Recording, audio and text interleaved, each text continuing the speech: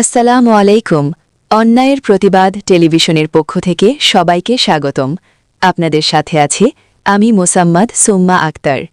টাঙ্গাইল থেকে মোহাম্মদ আরিফুল ইসলাম নিজস্ব প্রতিনিধি জানিয়েছেন, টাঙ্গাইলে ইউপি চেয়ারম্যানকে তুলে নেওয়ার অভিযোগ, এলাকায় উদ্বেগ। টাঙ্গাইলে আওয়ামী লীগ সমর্থিত এক ইউনিয়ন পরিষদ চেয়ারম্যানকে নিজ বাড়ি থেকে তুলে নিয়ে যাওয়ার অভিযোগ উঠেছে বিএনপি সমর্থকদের বিরুদ্ধে। পরিবার ও স্থানীয়দের দাবি, ঘটনার পর থেকেই এলাকায় আতঙ্ক ছড়িয়ে পড়েছে, জনপ্রতিনিধিরাও নিরাপত্তাহীনতায় ভুগছেন। তারা আরও বলেন, দেশে শান্তি ফিরবে এমন কথা শোনা গেলেও চারদিকে ভয়ের পরিবেশ ঘটনার বিষয়ে এখনও থানায় লিখিত অভিযোগ দায়ের হয়নি। পুলিশ ও প্রশাসনের পক্ষ থেকেও কোনো আনুষ্ঠানিক মন্তব্য পাওয়া যায়নি। বিষয়টি যাচাই বাছাই চলছে বলে জানা গেছে।